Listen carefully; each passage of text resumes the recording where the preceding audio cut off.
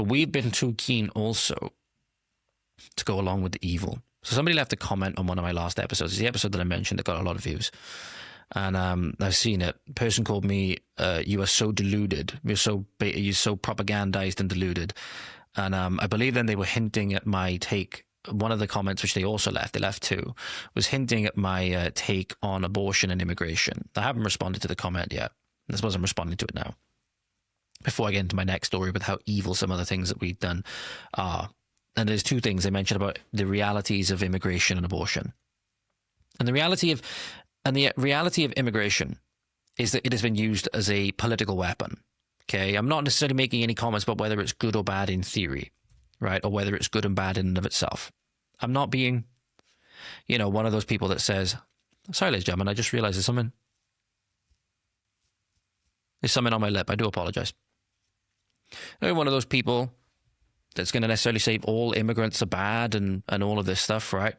But the problem is that immigration and the levels that it has been applied in Britain has been used as a political weapon. It's been used for redistricting purposes. It's been used for political power.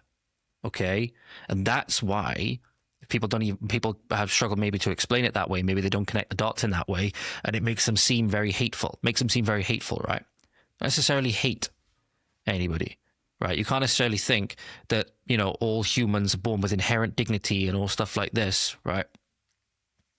That God has given them. And then, go on and say that, whether it's because of race or whether it's because of ethnicity, whatever it is, that people are morally superior or whatever it is than others, right? But you can say that politicians have used immigration unfairly as a political weapon, and that needs to be resolved. And sadly, now it is going to be the people that have come over as immigrants, right, that are now going to have to bear the brunt of that until we deal with the political the political talking heads, the political spearheads that will come afterwards, because they're going to have to be removed in large numbers because they shouldn't have been allowed to come here in the first place. It was the politicians that opened the door, and they all flooded in, whether they flooded in for good reasons or for bad. But our politician had no right to open that door to the extent that they did. Right? They did it anyway without our consent. They did it anyway against the will of the people. So they had no right to do it. So I'm sad when these people, in many instances, may not have committed any crimes, so to speak. Like, they are going to have to be removed simply because of the decision of a traitorous politician. Right? So that's a sad reality. It's an extremely sad reality. And that's why why in many instances Christians will say now, Christians in particular, make no peace with evil. Make no peace with evil. Right now, people have different definitions of what evil is, but one of the things that I have that is definitely evil is the systematic killing and murder of babies in the womb.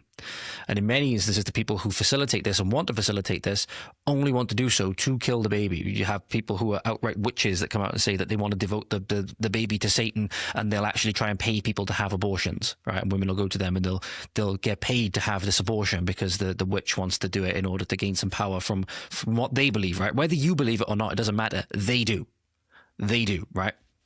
Where we don't just live in our individualistic little bubbles anymore. That's one of the big lies of modernity, that people's actions don't have any effect on other people's actions. They do, right? And you do have to be concerned with what other people believe. But this was a case that came up a little while ago, where the people in this industry are truly, truly evil, and they are serving evil purposes. In many instances, they know they are. I'm not just talking about women that go and have abortions that then pride them, like Lily Allen, for example, the evil scumbag that she is, singing about how many babies she's killed, right? Singing that she's turned her body, which is a temple, into an Aztec temple, right? And the other woman that she's talking with in that now infamous interview segment. But what about those that even when the baby, against all odds, survives, not to mention we're trying to get abortions passed for any single reason now, trying to use abortion purely as contraception and to get away from the consequences of your actions, right? That's what it is. You think that you can murder a baby simply as consequences for your actions. And it is truly a satanic sacrament.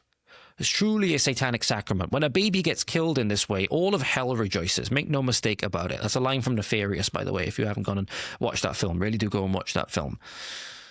But this is from South Korea, and an abortionist The baby survived the abortion. So what did the abortionist do? Normally, you're thinking a baby, and it's a 34-week-old baby, right? A 34-week-old baby is damn near fully formed, right?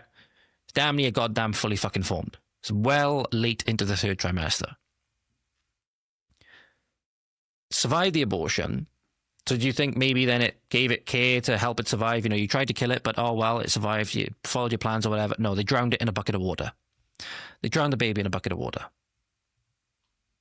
So this is from Life News from 2020.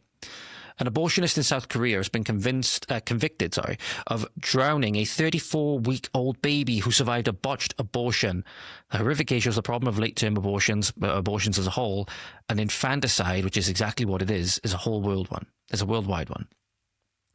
The Seoul Central District Court on Friday convicted the abortionist, identified only by his surname Yoon, on Friday and sentenced him to 3 years and 6 months in prison for killing the baby. The child reportedly burst out crying during the abortion procedure after surviving it.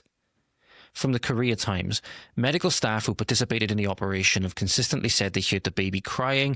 A 3-judge panel of the court said in a statement, it is clear the doctor killed the baby who was born alive. Yoon, who ran a maternity clinic in Seoul, received 28 million won, which is about $23,000 for the operation from the mother of the pregnant girl, 16. Yoon was later indicted on murder charges for putting the live baby in a bucket of water.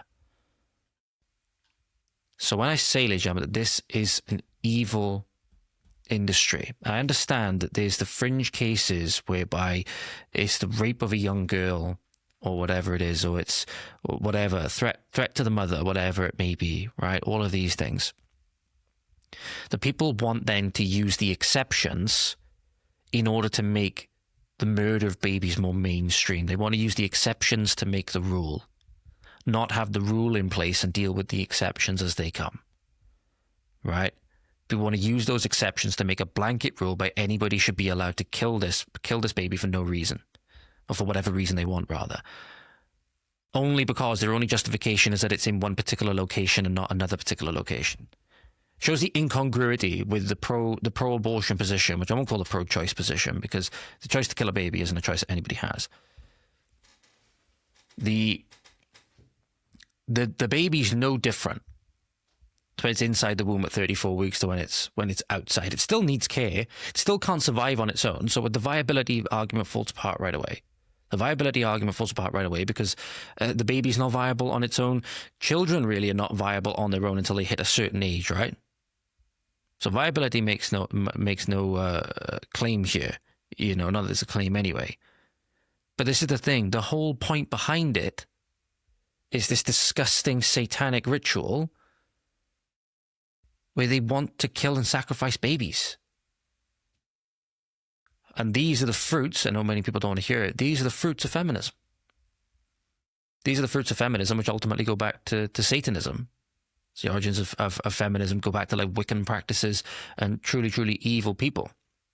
I fundamentally believe that there was no differences between men and women, and that women, in order to achieve full fulfillment, needed to go into the workplace and do spreadsheets and all manner of things and not have babies because they were imprisoning them, right? Many young people are learning how much they were conned in that regard. So when I say that to this person who left the comment, assuming that they were on more of the pro-abortion side, the immigration has been used as a weapon against the British people. And abortion is child sacrifice. There's no two ways about it. There's no two ways about it. It's as simple as that.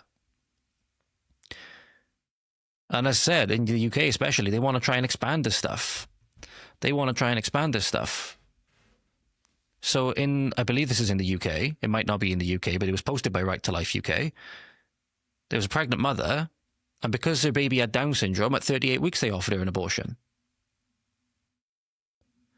Thank God she didn't, and this beautiful child was born. I'll show you the video for that coming up on screen for you now, ladies and gentlemen. Video coming up on screen for you now, ladies and gentlemen. Apologies, it is in a small box in the middle of the screen, but yep, here's the mother explaining what they offered her now. and even being offered termination at full term on the Friday and giving birth to him on the Sunday. What was said to you? She's turned around and said to me, you do know we still terminate babies with Down syndrome at 38 weeks. And what did you say? I said, well, I'll pretend I didn't hear that. Because I was completely blown away, shocked and disgusted. And here he is, Hector, and, you know, he is absolutely beautiful. Yes, he's got a modelling career. You know, Beautiful. he is, and so are you. Yeah. And, you know... They would have murdered this kid. They would have murdered this kid purely because he had Down syndrome 2 days before he was born. So whether you agree with it, whether you go with the Clinton line, which was really a lie that is safe, legal, and rare, whatever it is, the whole lie that if you legalize abortion, you're going to have less abortions, or at least you're going to have less people going to back alley abortions, but on the whole, you'll have less, right? When you criminalize something, you do have less of it, right? So, yeah, this is truly, truly disgusting. And this is what I mean. It's an evil industry. If you support, the other thing is, the only logical argument for this is that you cannot support it at any point. You cannot support it at any point because it is at every single point the deliberate ending of a human life, and that is murder. That is murder, because even when it is in its smallest state to fertilization, it is life, because it is undergoing the cellular practices that all of us undergo. It is growing every single day. It is life, and it is of the human species. It's not of a deer, right? It's not of a caterpillar. It's not of a dog. It's a human. It's life, and it's a human. Therefore, if you interrupt that and you stop that and you put an end to that life, that is murder. That is murder. It is the only logical. And you can make that purely from you don't even need to, you can make it just from a secular standpoint. Because life begins at conception, because funnily enough, there's no other place it can begin. There's no other place it can begin. The processes that bring about human life begin the moment of conception. Any scientist worth their salt will tell you that. Right? You can make arguments about viability. You can make arguments about all of this, whatever. You can make all of those arguments, but life begins at conception. So the point is that you want an excuse to end a human life just because it's inconvenient, ultimately. And there's many ways that comes about. And I say that with sympathies of women that have been, I know women that have conceived through, not good means, should we say. And I know people that have been faced with that choice and have taken the virtuous option and have chosen not to let the baby bear the brunt of that, bear the mortal consequences for the disgusting actions of their father. It's tremendously strong and virtuous women that do that. But tell me that it's a virtuous, good, empathetic, really morally good industry where they would kill this child 2 days before he's born purely because he has Down syndrome. That they would say that he has no moral worth whatsoever because he has Down syndrome. It's disgusting. It's disgusting.